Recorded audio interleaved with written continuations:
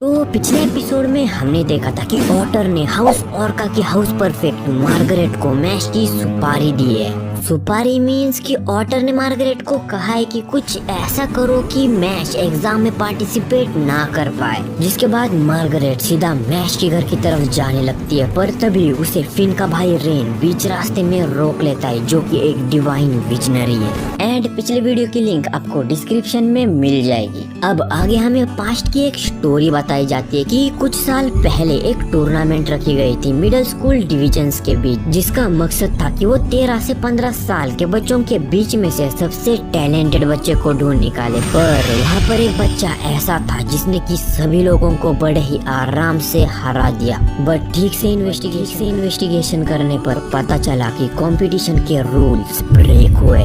And अगर तुम सोच रहे हो कि कौन से रूल्स ब्रेक हुए, तो मैं तुम्हें बता दूं कि कंपटीशन थी 13 से 15 साल के बच्चों के बीच, पर यह बच्चा बस 9 साल का था। फिर भी वो इतना ज्यादा ओवर पावर था कि उसने उससे बड़े बच्चों को भी आराम से हरा दिया। एंड इस बच्चे का नाम था मार्गरेट मैकारू।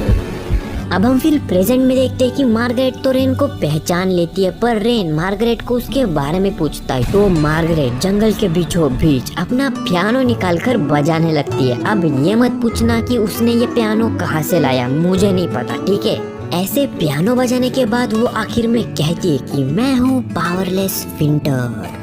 ये देखकर रायन अपना मुंह टेढ़ा कर लेता है और उससे पूछता है कि अब इसका क्या मतलब है। पर मार्गरेट रायन से कहती है कि चलो देखते हैं कि हम दोनों में से सबसे ज्यादा पावरफुल कौन है, और वो दोनों ही एक दूसरे पर अटैक कर देते हैं। रायन अपनी तलवार से अटैक करता है और मार्गरेट रेन पर अपनी म्यूजिकल लेटर से अटैक करती है। इस सब के दूसरी तरफ हम देखते हैं कि इस सब से अनजान मैश और उसके दोस्त बोर्ड गेम्स खेल रहे हैं, जिसमें डाइस गोले एनीवे सब लोग बहुत ज्यादा एंजॉय कर रहे होते हैं। पर तभी फिन को कुछ अजीब सा महसूस होने लगता है और फिन को उसके भाई रेन की याद भी आने लगती है। इसके दूसरी तरफ हम फिर रेन और मार्गरेट की फाइट देखते हैं। रेन मार्गरेट के म्यूजिकल नोट से पूरी तरीके से घिर चुका है, एंड अगर रेन ने इन म्यूजिकल नोट्स को छुआ तो ये तुरंत ब्लास्ट हो जाएंगे, इसलिए वो अब पूरी तरीके से ट्रैप हो चुका है। तभी मार्गरेट रेन से कहती है कि रेन मार्गरेट को अभी बहुत बोर करने लगा है, उसे मैश से मिलना है, इसलिए रेन के लिए यही अच्छा होगा कि वो मार्गरेट के रास्ते से हट जाए। ये सुनकर रेन गुस्सा होने लगता है और रेन को ऐसा देखकर मार्गरेट थोड़ा हैरान हो जाती है। और हम देखते हैं कि रेन के फेस पर एक और लाइन आ चुके हैं और अब रेन एक डबल लाइनर से एक ट्रिपल लाइनर मैजिक यूजर बन चुका है। अब हम फिर मैश और उसके दोस्तों को देखते हैं जो कि इस सब से अनजान है। वो सब बोर्ड गेम्स खेल रहे होते हैं, पर मैश मैजिक यूज ना करने के चलते बार बार हार रहा होता है। इसी चीज से इरिटेट होकर मैश थोड़ी देर के लिए बाहर चले जाता है, पर बाहर पैर रखते ही वो तेजी से भागने लगता है। फिर वो एक पेड़ के पीछे छुप जाता है और एक बड़ा सा क्रीम पफ निकालता है। एक्चुअली मैश को ये बड़ा सा क्रीम पफ किसी के साथ शेयर नहीं करना था और अकेले ही खाना था। तभी वहाँ पर मैश को कुछ आवाजें आने लगती है। वो जैसे उस पेड़ के पीछे देखता है, उसे रेन और मार्गरेट दिखते हैं। मार्गरेट रेन की तीसरी लाइन देखकर खुश हो जाती है, क्योंकि उसे किसी कमजोर डिवाइन विजनरी के साथ नहीं लड़ना था, और रेन की उम्र के लड़कों के लिए एक तीसरी लाइन होना बहुत बड़ी बात है। इसके बाद रेन समझ जाता है कि मार्गरेट को ऑटर ने भेजा है, पर फिर भी रेन मार्गरेट को समझाता है कि मैश कितना अच्छा है और वो इस दुनिया का पॉइंट ऑफ व्यू चेंज करना चाहता है, और वो पावरफुल भी है। यहाँ तक मैश ने 10 गोल्ड कॉइन्स अकेले ही कलेक्ट कर लिए हैं। एंड रेन की ये सारी बातें मैश सुन लेता है, पर तभी मार्गरेट रेन से कहती है, ओह तुम्हारा स्पीच तो बहुत अच्छा था, पर मुझे इसकी परवाह नहीं। एंड मार्गरेट रेन पर बहुत सारी मैजिक से हमला करने लगती है, पर तभी रेन अपनी वॉन्ड को आगे कर लेता है और मार्गरेट के सारे मैजिक को नाकाम कर देता है। इसके चलते रेन के आजू बाजू एक बहुत बड़ा धमाका होता है, और ये देखकर मार्गरेट बहुत ज्यादा डर जाती है। हम मार्गरेट के आंखों में खौफ साफ देख सकते हैं। और अब रेन बहुत ज्यादा गुस्से में आ जाता है। वो उसकी वॉन्ड को एक त्रिशूल में कन्वर्ट कर लेता है। रेन अपनी उस त्रिशूल को आगे करके कहता है, ब्लैक पार्टीशन।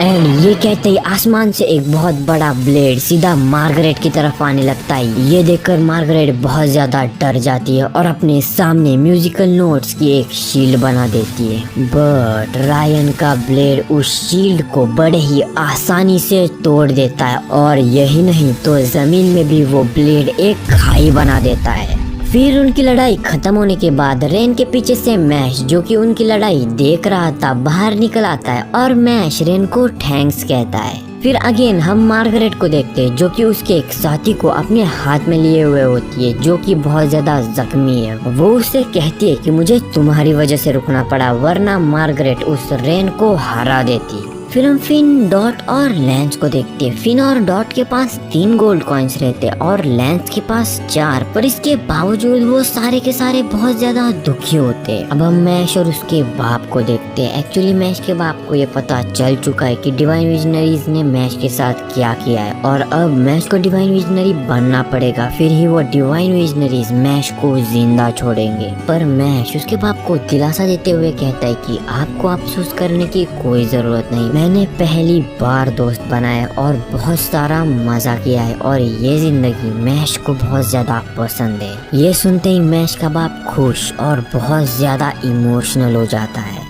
अब हम एक बड़े से अरीना को देखते हैं जिसमें कि अब डिवाइन विजनरी की एग्जाम होने वाली है। देखो, अगर तुम्हें डिवाइन विजनरी बनना है तो उसके लिए 3 स्टेजेस होती है। पहली कि तुम्हें 5 गोल्ड कॉइन्स कलेक्ट करने होंगे, दूसरा स्टेज है कैंडिडेट सिलेक्शन एग्जाम और तीसरी यानी लास्ट है divine visionary elect final exam.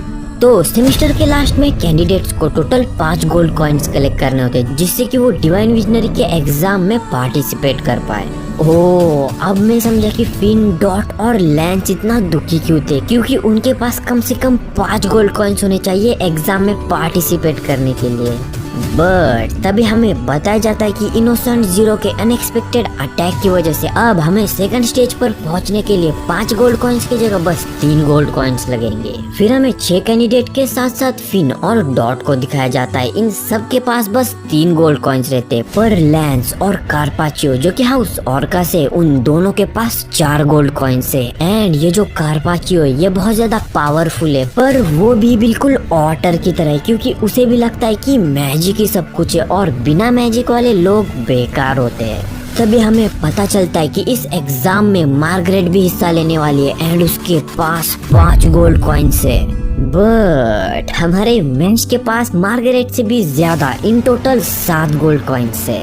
अब सारे एग्जामिनर्स इंक्लूडिंग मैश को अरीना में बुलाया जाता है, पर मैश को देखते ही सारे लोग मैश को तुरंत पहचान जाते हैं। एंड इस मैजिकल दुनिया में जहाँ पर मैजिक ही सब कुछ है, वहाँ पर एक नॉन मैजिक यूजर एक अनवांटेड मच्छर की तरह। एंड सारे लोग बेचारे मैश को वैसे ही ट्रीट करते हैं। सारे लोगों के साथ साथ कुछ एग्जामिनर्स भी मैश का मजाक उड़ाने लगते हैं, पर फिन और डॉट मैश के अच्छे दोस्त होने के चलते उसे डिफेंड करते हैं। ये सब होने के बाद हमें पता चलता है कि इस एग्जाम में टोटल 12 कैंडिडेट्स है एंड अब फर्स्ट एग्जाम शुरू होने वाली है। ये एक सर्वाइवल मैच है जिसमें कैंडिडेट्स को एक की ढूंढकर उस जगह से एस्केप करना है। ये की एक बलून में होगी जिसे कि उन कैंडिडेट्स को अपनी मैजिकल पावर्स का यूज करके बाहर निकालना है। ये सुनकर फिश खुश हो जाता है कि ये तो इजी है, बट तभी उन्हें बताया जाता है कि 3 डेडरवेंट्स हमेशा उन कैंडिडेट्स का शिकार कर रहे होंगे। एंड जब ये डेडरवेंट्स आपके पीछे लगते हैं तब आपके पास एक ही चारा बचता है, वो है वहाँ से भागने का, क्योंकि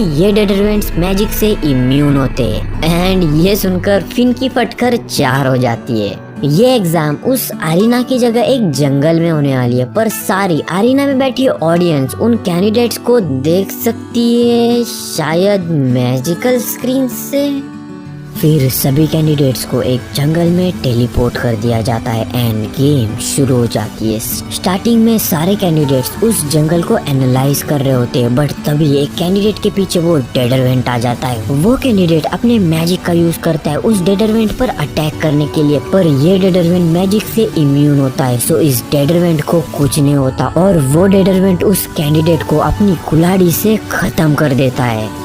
एंड डोंट वरी, क्योंकि इसके बाद वो कैंडिडेट बस एलिमिनेट होकर सीधा अरीना में टेलीपोर्ट हो जाएगा। अब बस 11 कैंडिडेट्स बचे। एक्चुअली इस गेम का मोटिव ये है कि कैसे ये कैंडिडेट्स अपने मैजिक का यूज करके इस जंगल से बाहर निकलते हैं। ये चीज सुनकर कि एक कैंडिडेट एलिमिनेट हो चुका है, बाकी सारे कैंडिडेट शॉक हो जाते हैं। पर इसकी दूसरी तरफ ऑडियंस को मजा आ रहा होता है। तभी हम एक डेडरवेंट को देखते हैं। सारी ऑडियंस ये सोच रही होती है कि वो डेडरवेंट अगला किस पर हमला करेगा, बट तभी मैश वहाँ पर आकर एक मुक्के में उस डेडरवेंट को मार देता है। ये चीज देखकर पूरी ऑडियंस के साथ साथ होस्ट भी शॉक हो जाता है। ये डेडरवेंट एक ऐसे क्रिएचर है जिन्हें पर्टिकुलरली इस एग्जाम के लिए बनाया गया है, इसलिए इन डेडरवेंट्स का कोई भी घाव या इंजरी तुरंत हील हो जाती है। ये देखकर कि वो डेडरवेंट फिर से हील हो सकते हैं, मैश वहाँ से भागने का डिसाइड करता है एंड वहाँ से भागकर वो दीवार के पीछे एक दूसरे कैंडिडेट के साथ छुप जाता है। थोड़ी देर वहाँ पर चुप रहने पर वो डेडरवेंट वहाँ से चला जाता है और हमें पता चलता है कि वो दूसरा कैंडिडेट मैक्स है, जो कि मैश के हाउस एडलर से ही है, पर मैश फर्स्ट ईयर का है एंड मैक्स थर्ड ईयर का। मैक्स मैश को समझाता है कि इन डेडरवेंट्स की आइट साइट बहुत कमजोर है, ये हमें ठीक से देख नहीं सकते। ये डेडरवेंट बस आवाज पर रिएक्ट करते हैं, इसलिए इन दोनों को अब शांत रहना पड़ेगा। अब मैक्स को इन डेडरवेंट्स के चलने में एक पैटर्न नजर आता है। वो मैश से कहता है कि अगर हम इन डेडरवेंट्स का पीछा करें तो शायद हमें वो की मिल सकती है, बट मैश भी मैश उसे कुछ समझ नहीं आता, तो मैश सिंपल लैंग्वेज में उससे कहता है कि हमें बस उन डेडरवेंट्स का पीछा करना है। इसके दूसरी तरफ हम फिन को देखते हैं, जो कि अपना सर नीचे करके छुपा है, बट डॉट अपना सीना चौड़ा कर उस डेडरवेंट को लड़ने के लिए बुला रहा होता है एंड तभी वो डेडरवेंट डॉट को सुन लेता है और उसके पीछे पड़ जाता है। बट इसकी दूसरी तरफ लेंस बिल्कुल काम और शांत है, वो उसकी सराउंडिंग्स को ठीक से ऑब्जर्व कर रहा है। अब उस डेडरवेंट का पीछा करने के बाद मैश और मैक्स को वो की वाला बलून मिल जाता है, पर वो देखते हैं कि उस बलून के नीचे एक और बलून है एंड मैश सोचता है कि उन्हें नीचे वाला बलून दबाकर प्रेशर से ऊपर वाला बलून फोड़ना है। मैश मैक्स से कहता है कि ये तो आसान है और उस नीचे वाले बलून को दबा देता है, बट जैसे ही मैश वो बलून दबाता है वहाँ पर एक जोर की आवाज होती है, जिससे कि वो डेडरवेंट फिर से उनके पीछे पड़ जाते हैं। उस डेडरवेंट से पीछा छुड़ाने के बाद मैक्स को उसकी मैजिक के बारे में बताता है कि वो किसी भी चीज की साइज चेंज कर सकता है, बट मैश वो अपना इतना दिमाग नहीं लगाता और मैक्स से कहता है कि वो डेडरवेंट्स वहाँ से जाने पर क्यों ना हम उस बलून को सीधा फोड़ दें। अब वो डेडरवेंट जाने के बाद मैश को बुलाता है, बट जैसे ही मैश उस बलून को फोड़ने की कोशिश करता है फिर से वही आवाज हो जाती है एंड अगेन वो डेडरवेंट्स उनके पीछे पड़ जाते हैं।